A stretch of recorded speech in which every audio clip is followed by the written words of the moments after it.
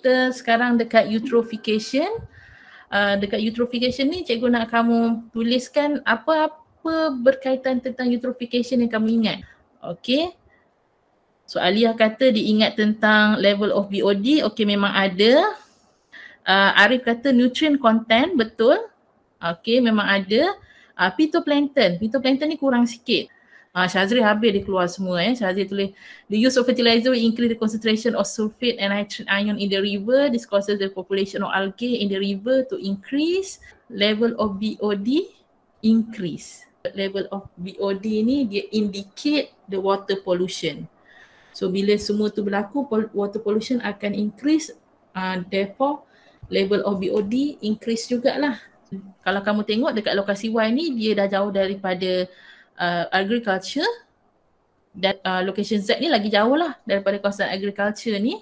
Tetapi dekat location Z ni ada pula industrialization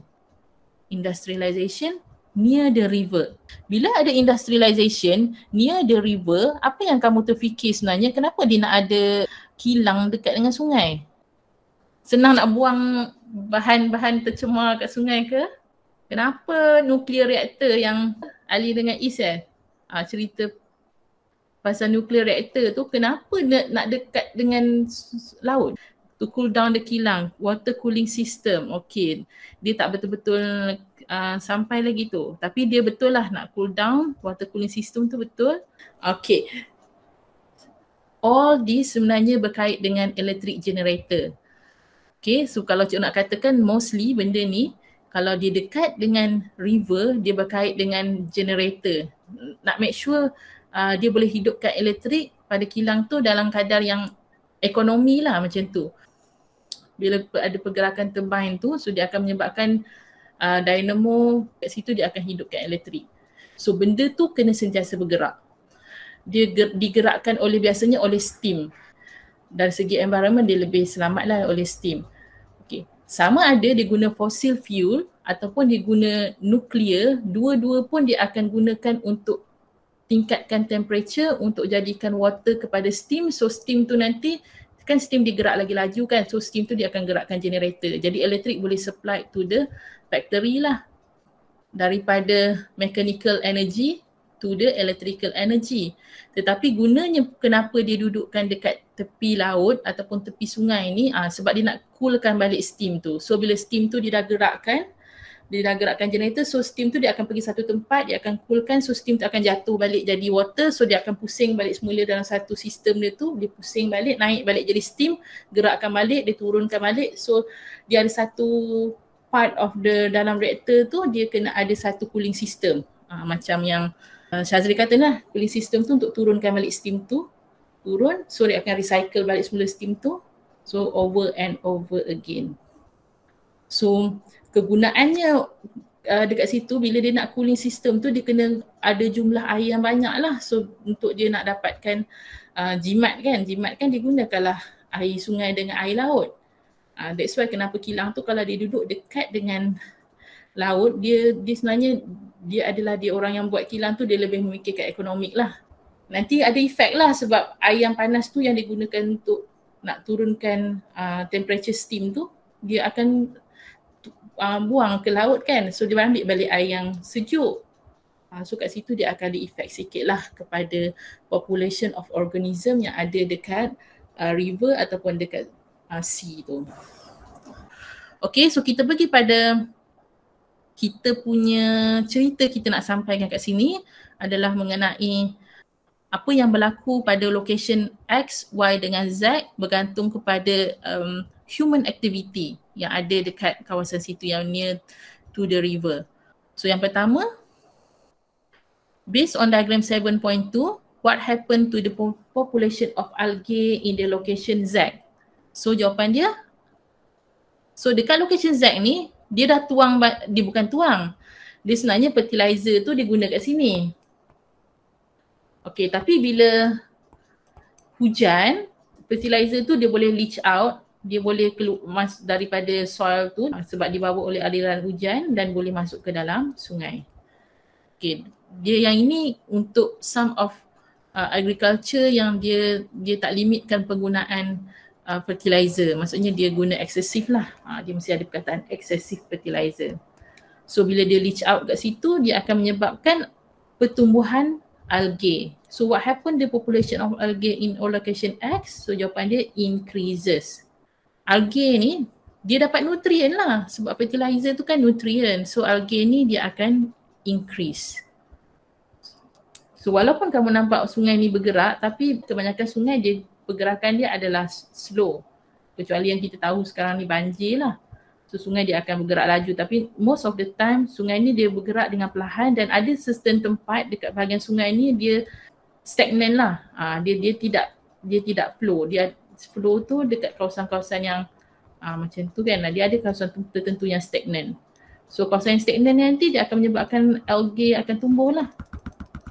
Okay, name the phenomenon that occurs in location X. So inilah nama dia eutrophication.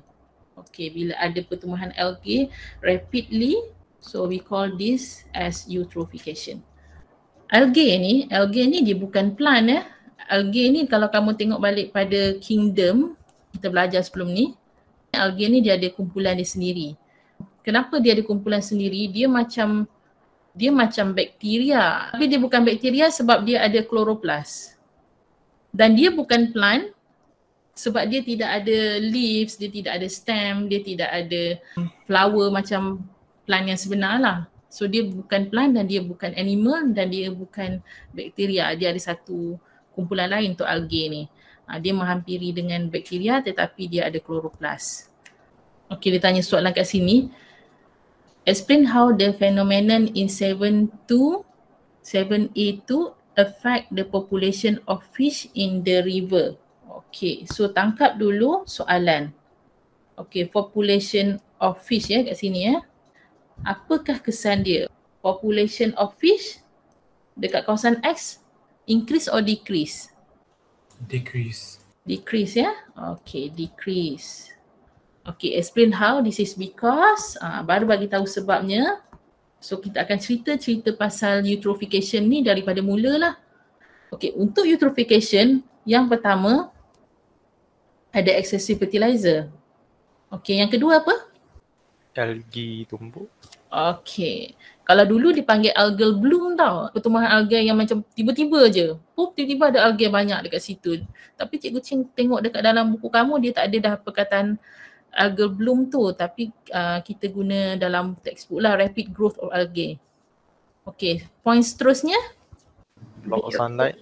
Yes, okay, dia block the penetration of sunlight in the river. Okay, kesan dia.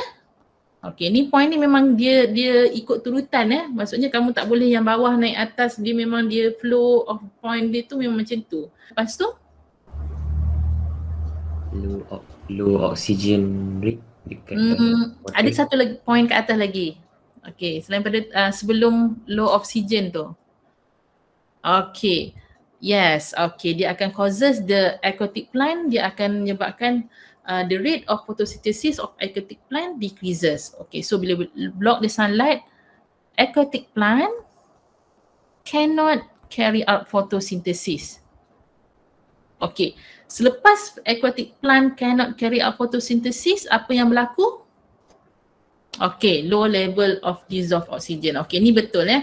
Okay, oksigen dalam water ni dia bergantung kepada dua. Satu daripada oksigen yang ada kat permukaan air, so dia akan dissolve lah masuk ke dalam air, itu satu. Satu lagi dia bergantung juga kepada oksigen yang dihasilkan oleh aquatic plant sendiri. Dia akan rendahkan level of oxygen, dissolve oxygen ya in the water.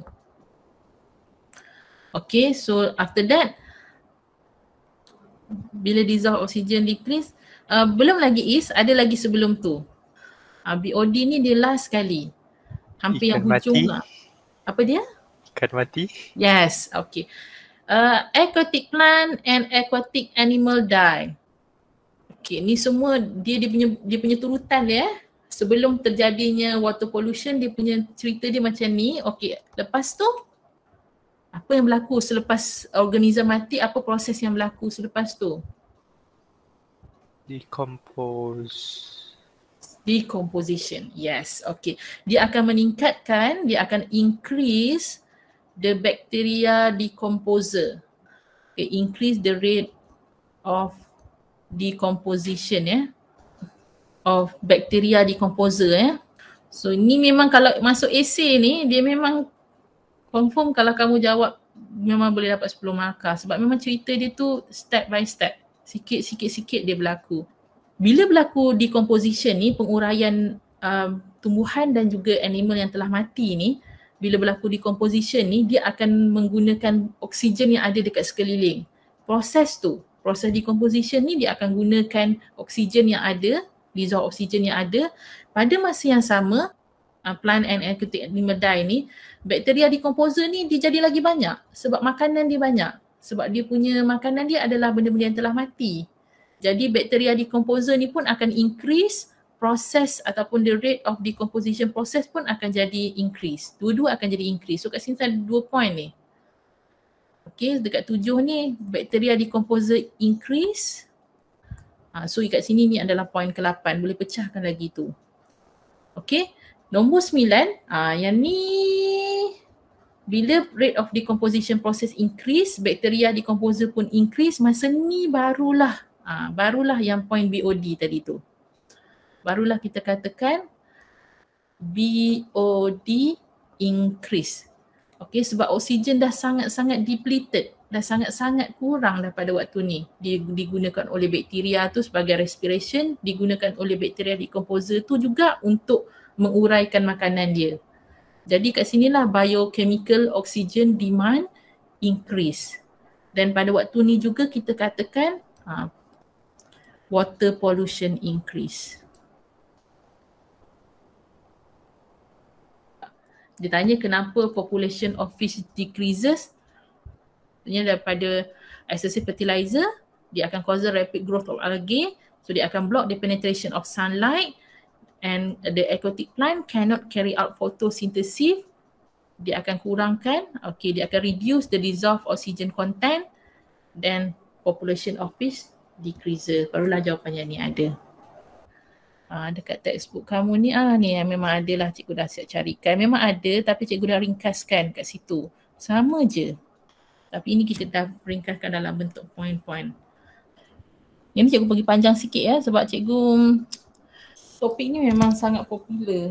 Sebab dia berkait dengan human activity, dia nak student relate kan apa kesan buruk terhadap kita jika tidak mengawal aktiviti, kesan dia pada environment.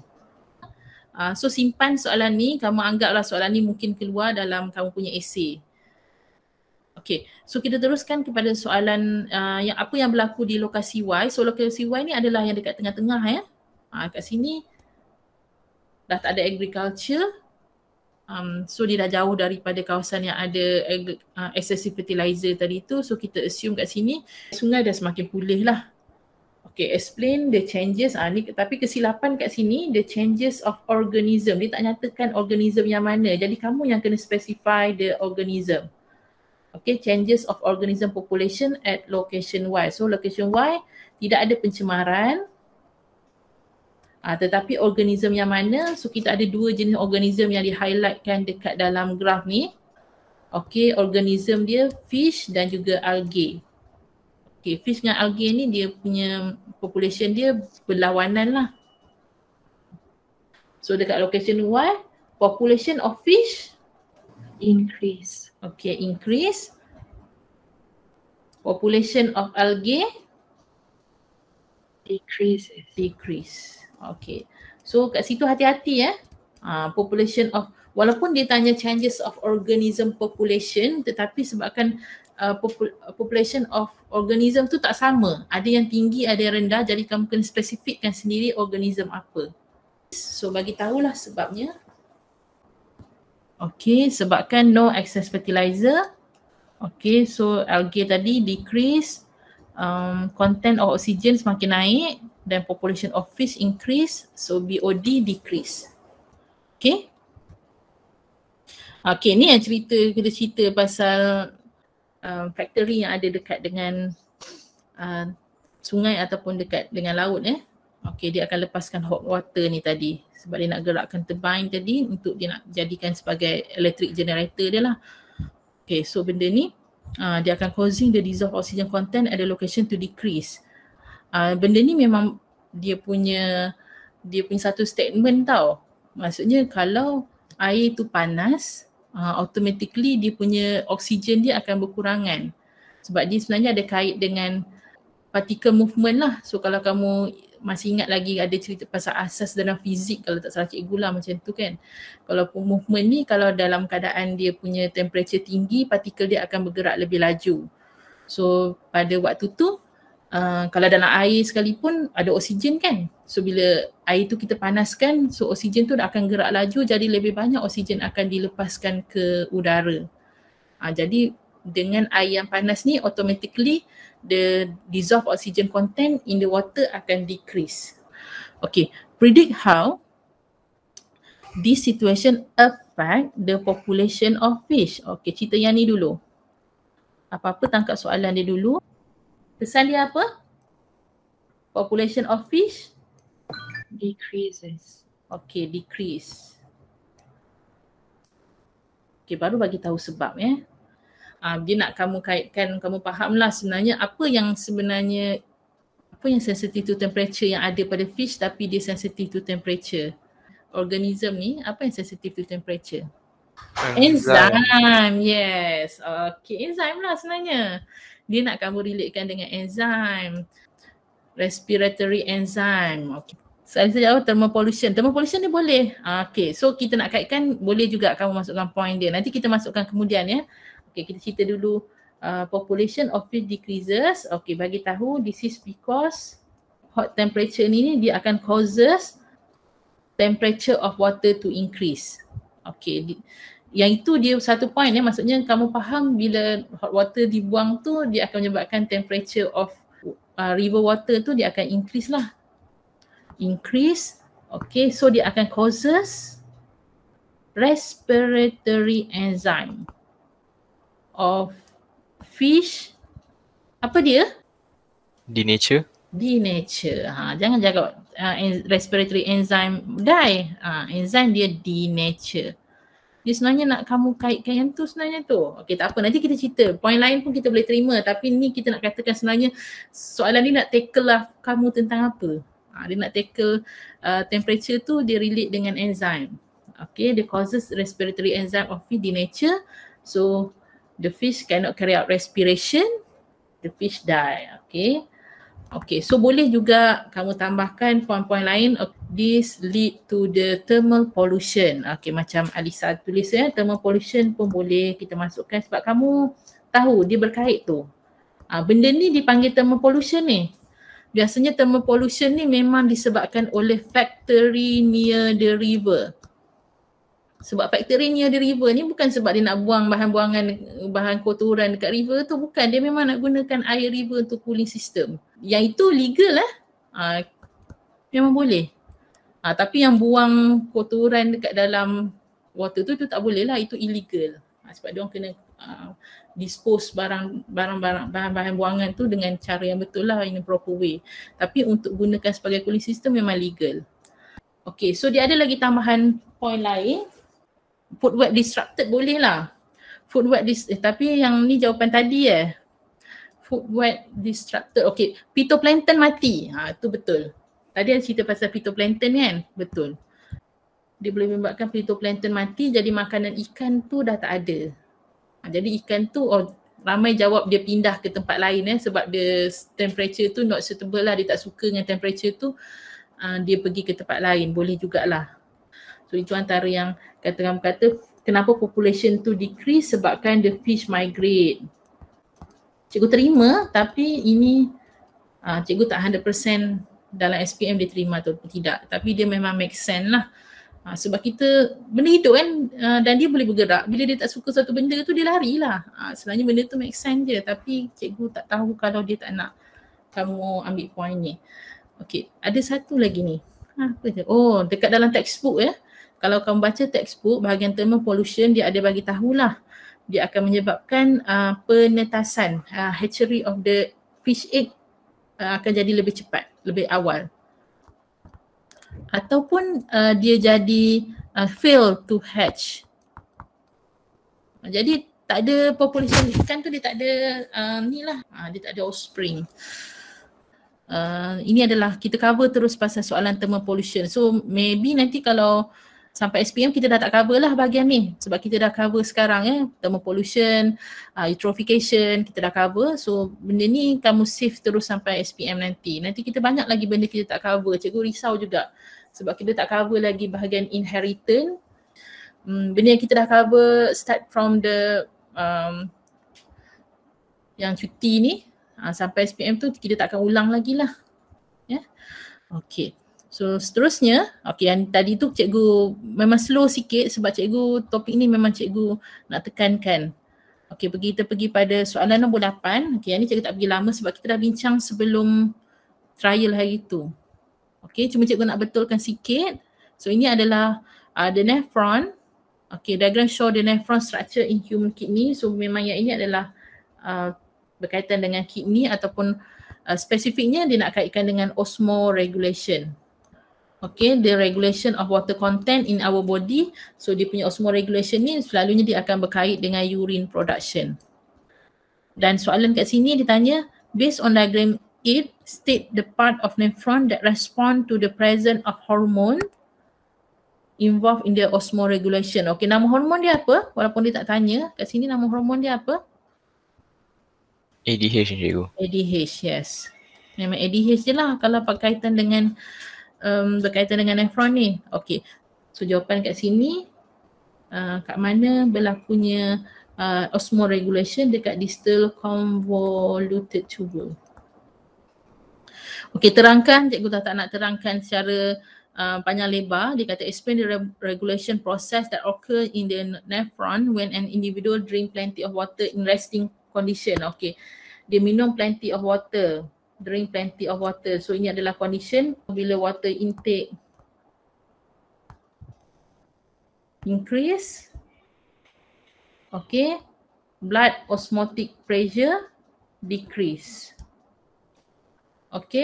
Osmoreceptor less stimulated. ADH less secreted by pituitary gland. Permeability of kidney tubule ataupun distal convoluted tubule decreases permeability to the water. Ketelapan pada air pun akan kurang. So reabsorption of water into the blood capillary pun akan decrease. Urine production increase. So di-highlightkan anak panah yang pertama dengan yang akhir ni saja yang sama, yang lain semua akan jadi terbalik. 1, 2, 3, 4, 5, 6, 7, ada 7 point kat situ. So, kita teruskan. So yang ni yang ramai tak dapat jawab dengan betul. Kita cerita pasal ada individu A dengan individu B ni. Individual A practice a protein rich diet. Ni orang sekarang buat ni. Dia kurangkan karbo, ditinggikan protein manakala individual B practice a balanced diet. Both of these individual drink water in sufficient quantity of 8 glasses per day. Explain the difference in urine content of both individual. So orang zaman sekarang ni dia guna diet karbo, kita panggil diet karbo, dikurangkan ambil karbohidrat, so dia tinggikan pengambilan protein. Dia banyakkan ambil daging, ikan, semualah. So protein rich diet, kenapa? Kita tahu protein dalam body sampai satu masa bila banyak ataupun lebih daripada limit, dia tidak akan simpan. Protein dia tidak akan simpan, dia akan melalui proses apa? Deamination. So ini yang orang sekarang kalau nak diet, dia nak kenyang kan, dia kalau kurang makan nanti lapar pula, masuk angin pula. Jadi dia kurangkan makan, dikurangkan ambil karbo, nasi, mi dikurangkan, dia banyakkan ambil protein, ikan apa semua, dia kenyang lah. Tapi kita tahu dia tidak akan simpan. Kalau ada protein tu, dia akan melalui proses deamination untuk buang semula protein tu daripada kita punya body. So ini point lah ni, deamination, excessive protein. So Sebenarnya dia nak dikaitkan juga ni. Okay, deamination ni, kamu tahu tak protein ataupun amino acid yang berlebihan dalam body tu ditukarkan dalam bentuk apa selepas proses deamination? Tahu tak? Urea. Urea. Okay, semua tahu urea, bagus. Okay, so urea. So kalau kita nak jawab dulu soalan ni, the different in urine content, kita terus boleh jawab. Individual A has higher urea content. Sebenarnya ni kita nak cerita pasal urine kan, yang keluar dalam urine tu dalam bentuk urea. So individual A has higher urea content in urine compared to the individual B. Okay, lepas tu bila baru kita bagi tahu penerangan ya. Protein rich diet causes excessive amino acid in the body after digestion. Lebih kurang macam tu lah. Tak payahlah cerita sampai ke liver semua tu. Cuma kamu just bagi tahu the excessive amino acid will undergo deamination. Okay, dan dia akan produce high urea content lah macam tu. Okay, so dia akan causes higher urea content in the urine. Okay, so dia akan masuk ke dalam urine. So buatlah ayat kamu. Sama je. Okay, the urea is excreted with urine. Higher urea in the blood, so then urea is excreted with urine. Okay, so kat sinilah. Okay, high urea, so dia akan keluar bersama urine. So yang bawah ni biasanya untuk pregnant woman ni, dia ada satu kita panggil ujian pengambilan glukos lah. Okay, dia panggil kat sini dia kata ya, glucose tolerant test are test performed on pregnant women in the early stages of pregnancy and will be repeated at the gestational age of 24 to 28 week of pregnancy. Okay, the woman is not allowed to eat except to drink plain water the night before the test is performed. Okay, during the test, the woman is required to drink a concentrated glucose solution. So, maksudnya dia kena puasa dululah. Okay, dia kena menjalani ujian ni regularly, especially kalau doktor check dia punya bacaan glukos dia tinggi. Jadi bila bacaan glukos dia tinggi, doktor akan suruh dia puasa supaya buat glucose tolerant test ni. Okay, so puasa dulu, pagi esok dia tu dia akan bagi minum air gula pekat tau. Air gula pekat, so dia nak tengok lah kesan body pregnant woman tu after a few hour lepas minum. The only yang dia ambil, the only pada waktu tu hanya air gula pekat tu. Dia tak makan apa-apa pada waktu malam, dia tak minum apa-apa benda manis pada waktu malam. Maksudnya dia test glukos tu, dia only sumber dia daripada glukos yang dia minum pagi itulah. Dia macam ni tau, bila perempuan tu pregnant, some of dia punya proses dalam body dia akan ada mengalami changes lah sebab dia nak kena nurture juga baby itu kan. So dia adalah berkait dengan placenta tu, so placenta tu dia akan ada penghasilan glukos yang tinggi, lebih kurang macam tu lah. So penghasilan glukos yang tinggi ni, tengok body kamu, body pregnant woman tu kalau dia boleh tolerate dengan glukos yang tinggi dalam body dia, dia boleh hasilkan insulin yang mencukupi, maka body dia okey. So bacaan glukos okey. Tetapi ada some woman dia tak boleh tolerate dengan penghasilan glukos yang tinggi dekat placenta ni, so dia akan menyebabkan body dia bila check glukos tinggi. Kamu tahu tak bacaan glukos tinggi ni? Siapa pernah check atau pernah tengok mak ayah check kat rumah? Yang normal berapa? 6 ke cikgu? Yes, okay, 6 tu kita kira normal lah. Kena hati-hatilah kalau dah 6 tu ya. Biasanya less than 6 lah baru dia okay. So regularly pregnant woman ni dia kena check benda ni. Sebab apa? Bacaan glukos yang tinggi dalam darah dia boleh affect the baby. Dia boleh menjadikan defect tau, baby tu cacat.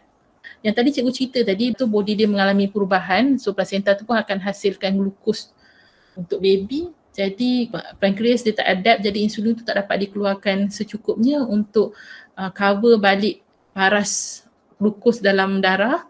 Kita panggil keadaan tu GDM, gestational diabetes mellitus. Dia hanya diabetes yang berlaku waktu mengandung saja. Tapi kena kawal lah. Sebab apa? Kalau dia biarkan sepanjang pregnancy tu, the baby tu boleh jadi defect. So some women dia menghadapi ni, setiap kali pregnant dia akan kena diabetes. Explain regulation of blood glucose level occurs in pregnant woman after 2 hours. So kalau perempuan tu dia boleh tolerate dengan concentrated glucose solution ni, after 2 hours sekiranya dia bukan kena GDM tadi, diabetes mellitus tadi, sepatutnya jadi apa? Walaupun dia ambil glukos yang tinggi, sepatutnya paras glukos dalam darah dia macam mana? Back to normal. Back to normal. Ya. Kalau dia not a diabetes mellitus patient, blood glucose level, okay, dia akan back to the normal. Dia tak akan dapat bacaan tinggi tu sebab body dia dah keluarkan insulin, tahu dah banyak glukos masuk dalam darah, dia keluarkan insulin, so insulin tu dia akan convert the glucose into glycogen. Blood glucose level ni, tolong tulis panjang lah ni, cikgu pendekkan. Blood glucose level back to the normal. Okay, bagi tahulah sebab apa. This is because insulin will secreted by the pancreas ataupun beta cell of pancreas kalau nak cantik lagi.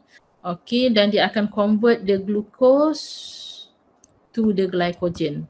Okay, so dia akan menyebabkan blood glucose level tu back to normal lah. Tetapi sekiranya orang perempuan tu dia punya body dia tak boleh tolerate ataupun tak boleh adapt dengan keadaan glukos yang tinggi tu, bacaan dia akan jadi tinggi lah. Jawapan dia back to the normal. Nah, ni pun salah juga cara dia cerita ni. Sepatutnya dia kena cerita the glucose concentration back to normal. Okay, baru bagi tahu kenapa the pancreas secrete insulin then the excess glucose converted into glycogen. Okay, sorry perkataan excess ni sangat penting, cikgu tertinggal.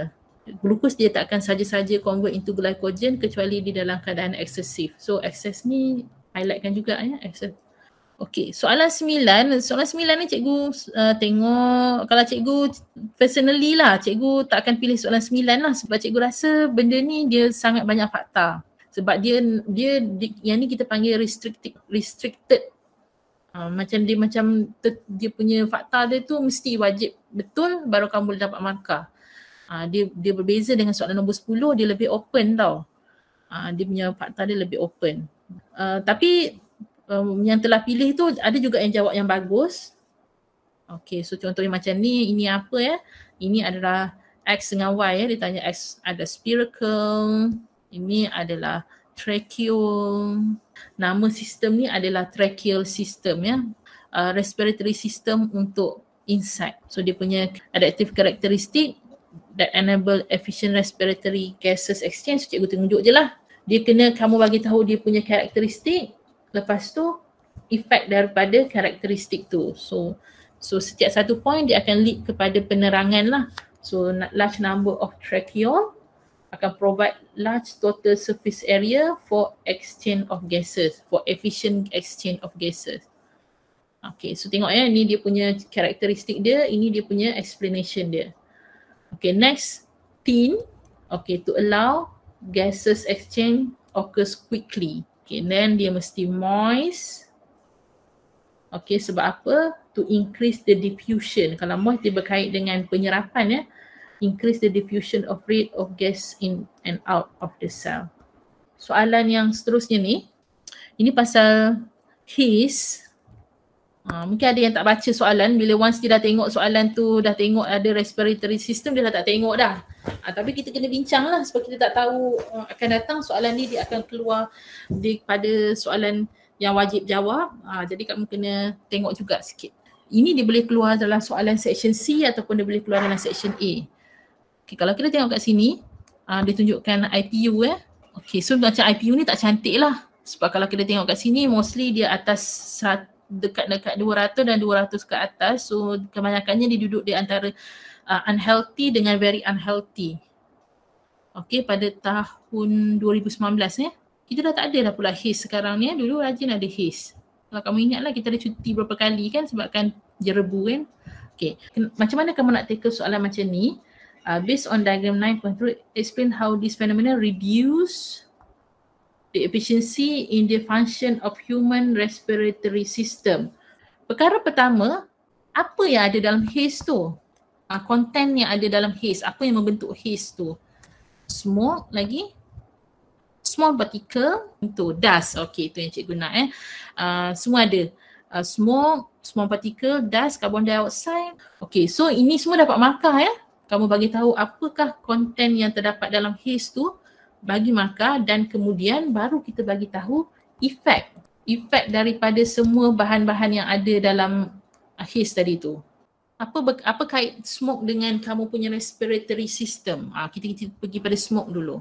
Kalau smoke ni efek dia damage alveoli. Okay, damage alveoli boleh, tapi kalau dekat trachea dia buat apa? Mesti bila apa berlaku kat trachea? Okay, dia dries up the trachea. So dia akan menyebabkan trachea akan lagi cepat kering. Okay, dan dia akan boleh menjadikan inflammation. So ni kita daripada trachea dulu, nanti kita akan turun ke bawah. Boleh juga alveoli ni boleh. Okay, discomfort ni pun boleh juga ni. Okay, effect ni discomfort pun boleh. Okay, kita pergi pada trachea dulu, dia akan rise up the trachea daripada kesan dust tu, smoke tu, small particle tu, dan dia akan menyebabkan inflammation pada bahagian trachea, dan boleh juga menyebabkan pada bahagian bronchiole. Dia akan, bronchiole ni bila dia ada abnormality, dia akan produce mucus dengan banyak lah. Okay, lot production of mucus in bronchiole. Tapi dia akan menyebabkan satu penyakit yang dipanggil sebagai apa ni? Kalau banyak mucus in bronchiole ni? Bronchitis. Bronchitis. Okay. So ini semua boleh terjadi disebabkan oleh haze. Okay, bila trachea tadi inflammation, dia boleh jadikan discomfort lah. Okay, Dini kata discomfort ni sambung dekat trachea tadi ya. Discomfort ataupun coughing. Okay, boleh jadi batuk-batuk. Okay, dan kemudian kalau bronchiole pula, dia akan menyebabkan a lot of mucus produced in the bronchiole dan akan menyebabkan penyakit bronchitis. Tadi batuk batuk tadi tu sebenarnya dia boleh lead kepada asma juga. Ini kalau kita nak susun point kita cantik lah. Ikut susunan daripada trachea, turun ke bronchiole, kesan pada bronchiole last sekali, baru pada alveolus. So dia akan menyebabkan rosakkan betul lah, damage the alveoli. Tapi kamu tahu tak ada satu penyakit yang dia menyebabkan alveoli ni jadi kurang kenyal? Dia jadi less elastic. Itu penyakit apa tu? Emphysema ke asmifesma bentah tu ke? Emphysema. Okay, ni dah ada form 4 punya topik ni. Less elasticity. Kalau kamu damage alveolus pun boleh, tapi kalau kamu pergi kepada less elasticity of alveolus, dia akan kamu boleh keluarkan penyakit yang bernama emphysema.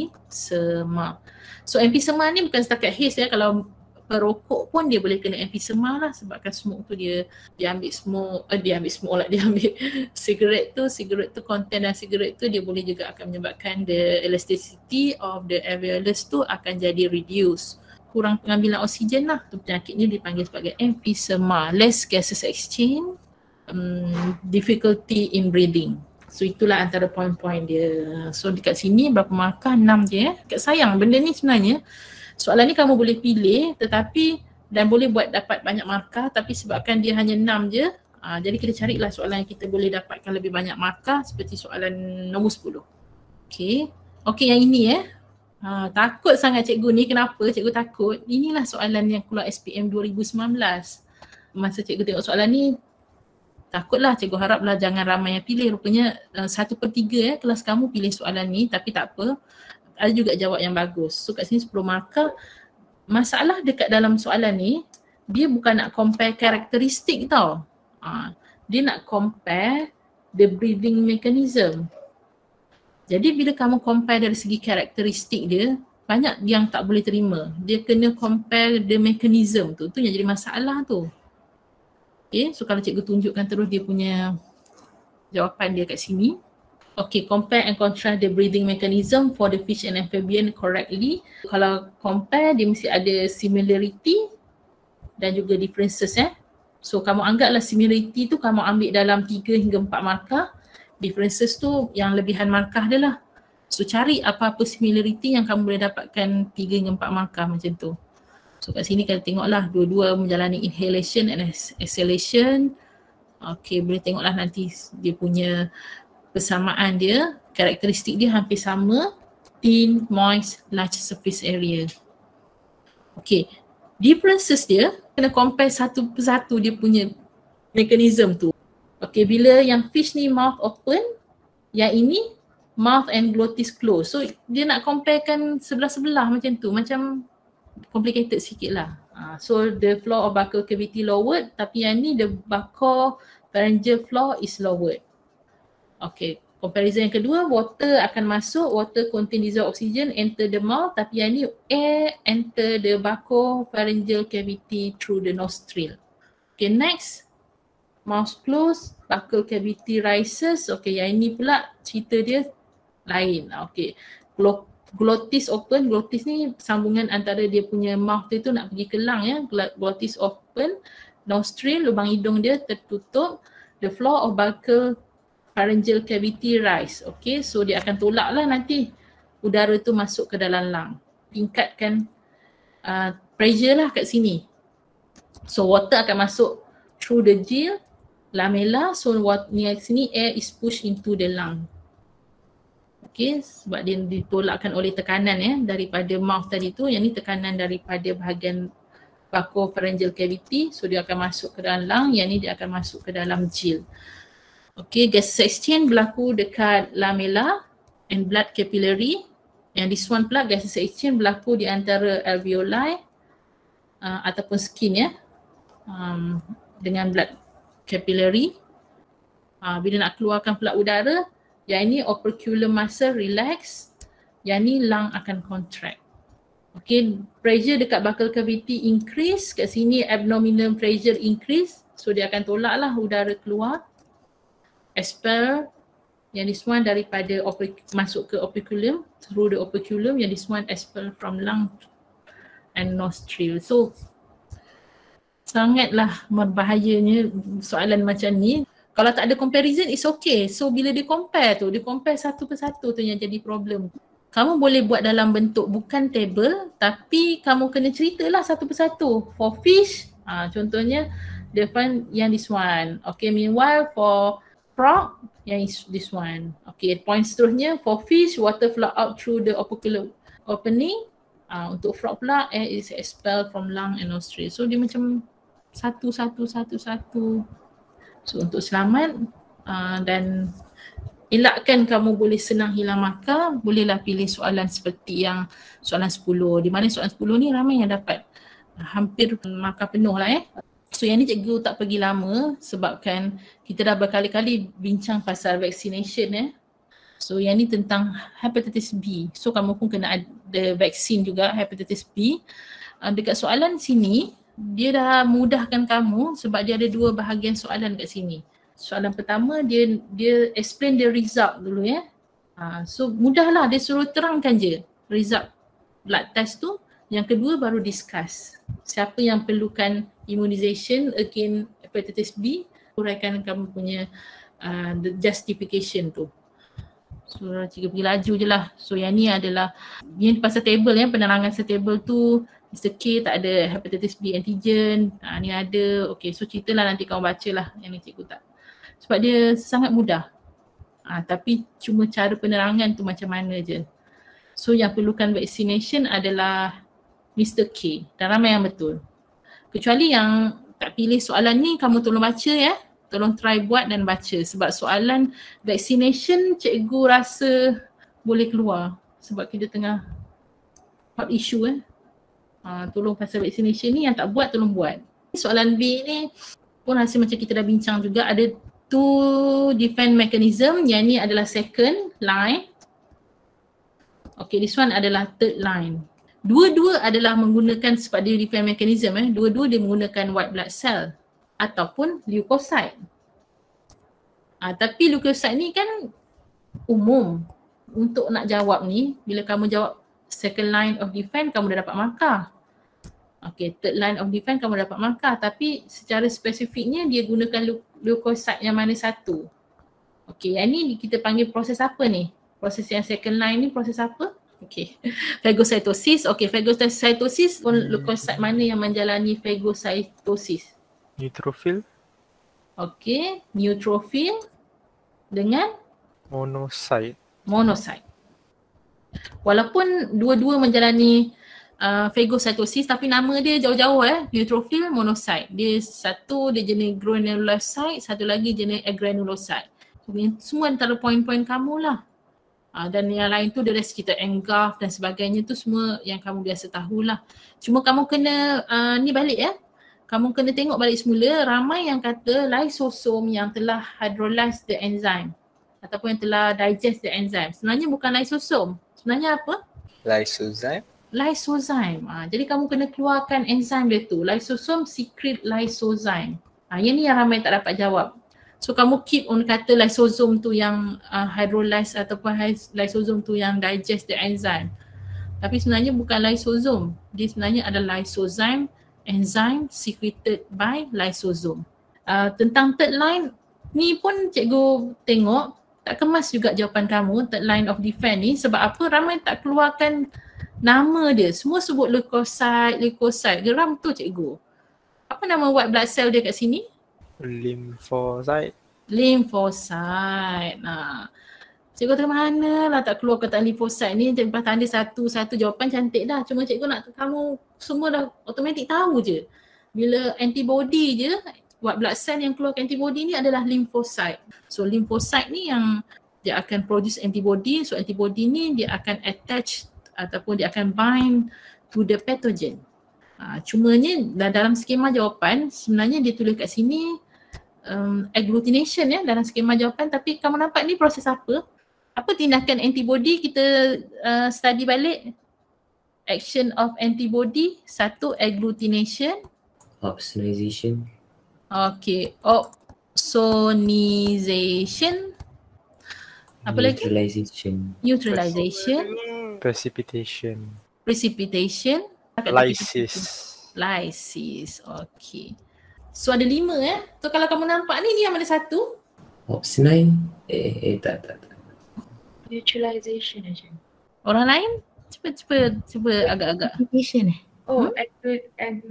agglutination. Dalam jawapan dia kata yang ni agglutination. Tapi kalau tanya cikgu nampak yang ini dia ada 3 ni. Dia boleh jadi agglutination, dia boleh jadi opsonization, dia boleh jadi precipitation. But neutralization dengan lysis susah sikit. Okay, cikgu terangkan secara ringkas lah ya. Agglutination ni dia akan menyebabkan the pathogen tu dia akan jadi clumping lah ataupun agglutinate to each other.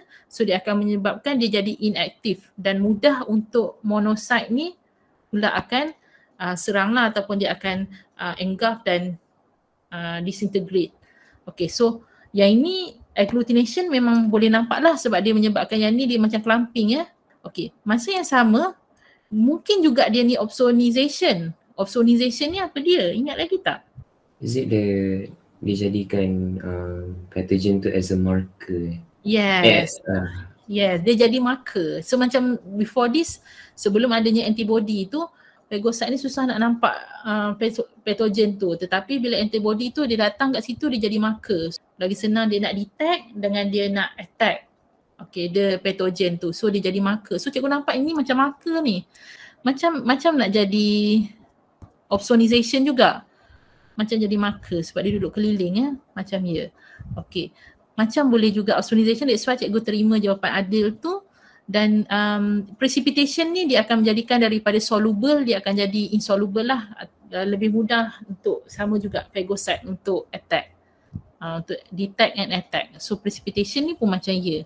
Precipitation hampir sama juga dengan gambar rajah tu. Tetapi agglutination tu adalah jawapan dalam skema.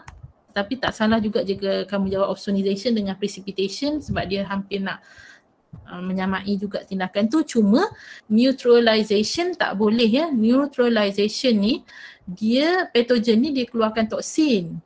So antibody ni dia neutralize the toxin produced by the pathogen tu. So kat sini kita tak nampak lah ada toksin yang dikeluarkan oleh pathogen tu. So that's why neutralization cikgu susah sikit nak terima. Same as lysis. Lysis pun adalah the antibody tu sendiri dia akan destroy the pathogen, tetapi lysis ni tak nampak. So 2 ni tak boleh. Cikgu terima 3 tu. Okay, so itulah dia untuk third line of defense. Kamu masukkan juga lymphocyte. Okay, the action by lymphocyte dan explain lah setiap tindakan tu. So 5 untuk sebelah sini, 5 untuk sebelah sini, total 10 mark.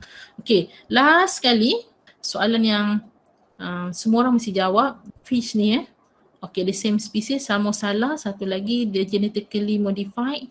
Okay, dia dah jadi lebih besar. Okay, so tolonglah jawab dengan panjang lebar ya, sebab kat sinilah kamu boleh tackle ataupun kamu boleh dapatkan banyak markah sebab dia lebih kepada pendapat. Okay, so cikgu tengok, dia tanya soalan dia, advantage dengan disadvantage dalam food production ya. Cikgu terus kepada advantage dia.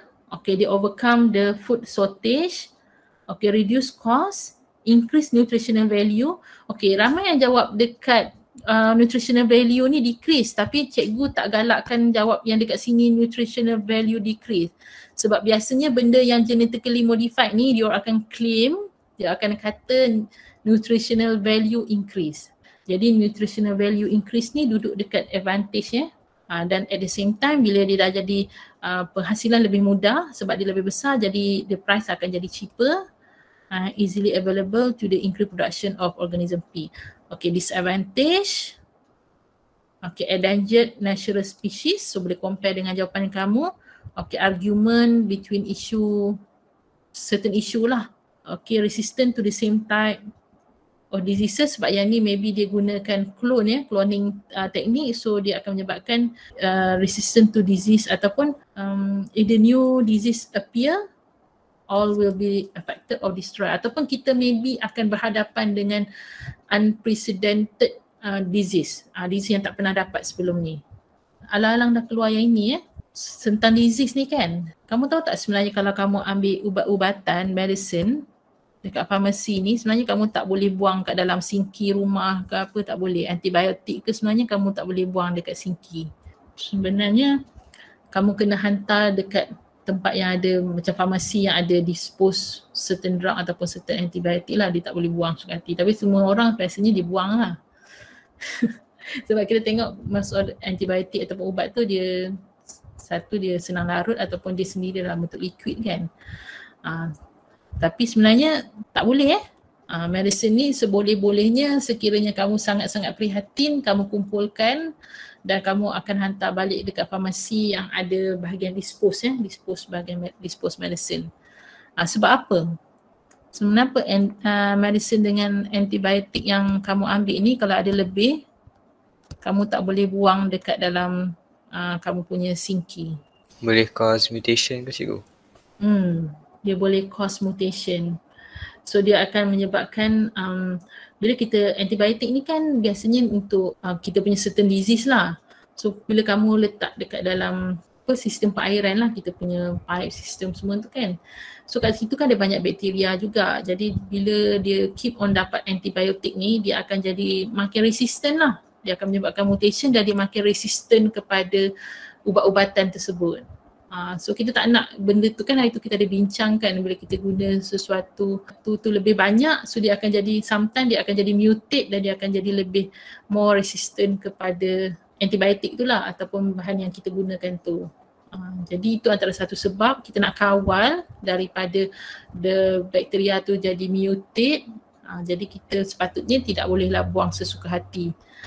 Seelok-eloknya kalau kamu rasa kamu memang nak jumpa doktor tu untuk makan ubat, makanlah ubat tu. Janganlah jumpa doktor setakat nak jumpa doktor ambil MC, lepas tu ubat throw in the dustbin. Janganlah macam tu. So itu ada kait sikit. Okay, yang ni tak ada cikgu nak cerita seterusnya ni. Sikit sahaja tentang gene terapi ya. Okay, so ni tentang gene terapi yang seperti grup Dini dah explain hari tu. So kita boleh gunakan gene terapi ni untuk treat certain diseases. Nanti kamu baca dia punya penerangan tu. Cuma cikgu nak betulkan sikit, ada setengah dia fakta dia macam dia terconfuse dengan penghasilan insulin. Okay, kalau kita hasilkan insulin hari tu, ingat cikgu cerita tu yang kita gunakan bakteria, kita masukkan insulin gene tu pada bakteria plasmid dan kita akan biarkan bakteria tu dalam reaktor dan sebagainya. Untuk gene terapi, dia akan insert the gene tu, dia bukan gunakan bakteria, dia akan gunakan virus. Okay, dia akan masukkan virus tu dalam body orang yang sakit tu, so nanti virus dia akan spread. Okay, dia new gene, so nanti dia akan treat lah patient tu. So kita tengok sekejap cara dia cerita macam mana. Okay, nama dia gene terapi. Okay, normal gene is inserted into the patient gene. Okay, to replace the abnormal gene. Okay, dengan cara dia use virus. So untuk gene terapi, dia tak guna plasmid tapi dia guna virus ya. So the cell that contain normal gene can function normally. Okay. Lain dengan insulin ya. Kalau insulin kita guna plasmid daripada bakteria. So ingat yang tu ya. Okay, next yang ni pun, yang ni yang diterangkan oleh grup dia tentang oil spill ya. Macam mana nak treat water pollution yang disebabkan oleh oil spill. So dia guna kaedah yang ni adalah bioremediation di mana dia guna bakteria Okay, so bagus ya ada 2 orang keluarkan nama bakteria tu dengan betul. Cikgu pun kagum lah. So nama bakteria tu adalah Alcanivoride borcumensis. Shazril kalau tak salah cikgu salah seorang dia keluarkan nama bakteria tu dengan betul. Okay, so cara dia, so kat sini dia kata the clean the oil spillage untuk clean the environmental pollution. So bakteria tadi tu dia akan degrade the oil ataupun petroleum biologically and able to clean widespread oil spillage and effectively. Okay, so tambahan lagi kalau kamu tengok dalam textbook, kenapa bakteria tu dia degrade oil tu? Sebab dia gunakan oil tu sebagai sumber tenaga. Dia bukan saja-saja suka-suka dia nak degrade the oil tu, tapi dia adalah bakteria yang menggunakan oil as a source of energy. So nanti kamu boleh tambah lagi point lain, ambil daripada textbook ya. So yang ni oil spill tadi, okay lah sekali ni senang je lah. Ramai pun dah jawab betul, ramai jawab yang ni ya. Inilah orang dia. Tetapi kaedah dia macam mana? Kita namakan dulu, nama dia DNA Profiling Technique. So ini adalah grup Shazril dengan Hafi lah hari tu yang dengan Ryan ya yang terangkan. Okay, apa yang dia kurang tepat dekat situ, ramai yang dia tak keluarkan perkataan DNA ni. So kamu tengok dekat dalam kamu penjawapan, kita sebenarnya kalau guna DNA Profiling Technique, dia yang penting dia nak DNA punya pattern tu. Okay, so DNA set is different from animal DNA and can be extracted from the various sample. Boleh didapati daripada blood. So kita boleh dapatkan DNA pattern tu dan comparekan lah dengan DNA untuk victim. So untuk dapatkan suspect dia.